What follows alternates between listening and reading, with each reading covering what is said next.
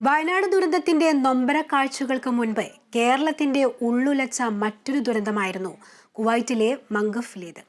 അഗ്നിബാധയിൽ മരിച്ച 49 പേരിൽ അധികവും മലയാളികൾ. വയനാടായാലും കുവൈറ്റ് ആയാലും ഓരോ ദുരന്തവും അതിജീവനത്തിന്റെ കഥ കൂടി പറയുന്നുണ്ട്.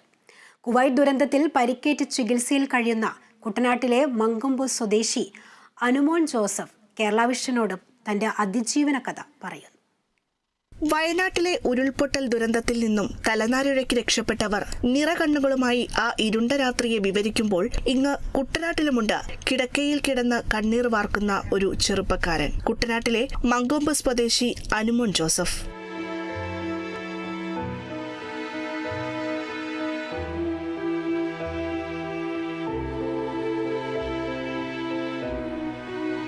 കഴിഞ്ഞ 11 വർഷമായി കുവൈറ്റിൽ QC എഞ്ചിനീയറായി ജോലി ചെയ്തിരുന്ന അനുമോന് ഇത് രണ്ടാം ജന്മമാണ്. കുവൈറ്റ് മംഗഫിലെ തൊഴിലാളി ക്യാമ്പിൽ ജൂൺ 12-നുണ്ടായ ദുരന്തത്തിൽ നിന്ന് ഭാഗ്യം കൊണ്ടാണ് അനുമോൻ രക്ഷപ്പെട്ടത്.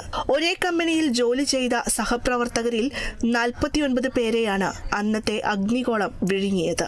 അതിൽ അധികവും തന്റെ കൂട്ടുകാരായ മലയാളികൾ. മറക്കാൻ ശ്രമിക്കുന്തോറും ആ കറുത്ത രാത്രി തന്നെ വേട്ടയാടിക്കൊണ്ടിരിക്കുകയാണെന്ന് അനുമോൻ പറയുന്നു. ഞാൻ എണീറ്റ് കഴിഞ്ഞപ്പോഴേ എനിക്ക് മനസ്സിലായി. കാരണം റൂം മുഴുവൻ പുകയായി. കാര്യം എന്താണെന്ന് നമുക്ക് മനസ്സിലായി. കാരണം ഈ ഒരു സമയത്തൊക്കെ അവിടെ 4 മണിക്ക് നേരം വിളിക്കും. കാരണം ഈ സമ്മർ സീസൺ ആയതുകൊണ്ട്. അപ്പൊ ഞാൻ പെട്ടെന്ന് തന്നെ എൻ്റെ റൂംമേറ്റിനെ വിളിച്ച്, തൊട്ടപ്പ ഫ്ലാറ്റ് 2 പേരുണ്ടായിരുന്നു, അവരെ ഞാൻ വിളിച്ച് ഞങ്ങൾ പെട്ടെന്ന് തന്നെ ഹാളിലോട്ട് ഇറങ്ങി കഴിഞ്ഞപ്പോൾ തന്നെ ഞങ്ങൾക്ക് അങ്ങോട്ടും ഇങ്ങോട്ടും കാണാൻ പറ്റാത്ത രീതിയിലുള്ള പുകയായി. പെട്ടെന്ന് തന്നെ ഞങ്ങൾ അവിടുന്ന് തന്നെ ഹാളിൽ നിന്ന് പെട്ടെന്ന് തന്നെ ഞങ്ങൾ റൂമിലോട്ട് കയറിയപ്പോൾ റൂമിലും അങ്ങ് പുക ശരിക്കും കയറി.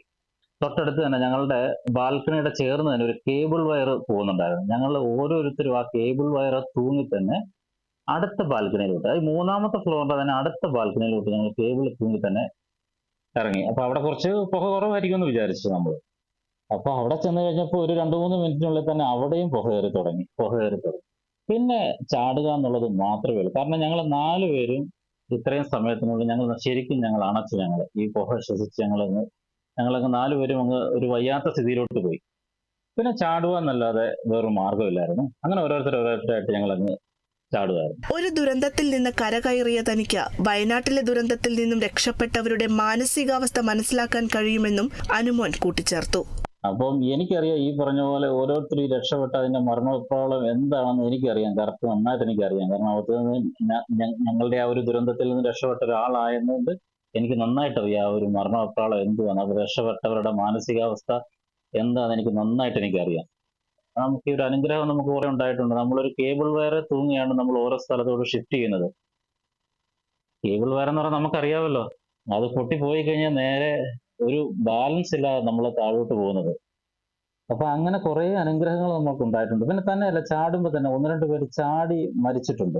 കുട്ടനാട്ടിലെ ചമ്പക്കുളം പഞ്ചായത്ത് 11-ാം വാർഡ് മങ്കൊമ്പ് തെക്കേക്കര പനക്കളം വീട്ടിൽ ജോസഫിന്റെയും അന്നയുടെയും മകനാണ് അനുമോൻ ജോസഫ്. ദൈവത്തിന്റെ അനുഗ്രഹമാണ് മകന്റെ 2ാം ജന്മമെന്ന് ഈ മാതാപിതാക്കൾ പറയുന്നു. ഒരു ദൈവസഹായം എന്ന് മാത്രമേ നമുക്ക് പറയാനുണ്ട്. ദൈവത്തോട് നന്ദി പറയാം. ഇത്രയല്ലേ ഈ വലിയൊരു ദുരന്തത്തിൽ ഇത്രയല്ലേ സംഭവിച്ചത്. രക്ഷപ്പെടാനുള്ള ശ്രമത്തിനിടെ കെട്ടിടത്തിന്റെ 3ാം നിലയിൽ നിന്ന് താഴേക്ക് ചാടിയ അനുമോൻ ജോസഫിന് സാരമായി തന്നെ പരിക്കേറ്റിരുന്നു. കുവൈറ്റിലെ ചികിത്സയ്ക്ക് ശേഷം ജൂലൈ 21-നാണ് നാട്ടിൽ തിരികെ എത്തിയത്. ഇവിടെയും ചികിത്സ തുടരുന്ന അനുമോന് 4 മാസം കൂടി പരിപൂർണ വിശ്രമം വേണമെന്നാണ് ഡോക്ടർമാർ നിർദ്ദേശിക്കുന്നത്. വിദേശത്ത് പഠനത്തിനായി പോയിരിക്കുന്ന ഭാര്യ നിമ്മിയും LKGയിൽ പഠിക്കുന്ന മകൻ റിഹാനും നൽകുന്ന സ്നേഹവും സുഹൃത്തുക്കളുടെയും വീട്ടുകാരുടെയും കരുതലുമുള്ളതിനാൽ ഈ ദുരിതകാലം അതിവേഗം താണ്ടാനാകുമെന്ന ആത്മവിശ്വാസത്തിലാണ് Anumon Joseph. Kerala vision news, Alappuzha.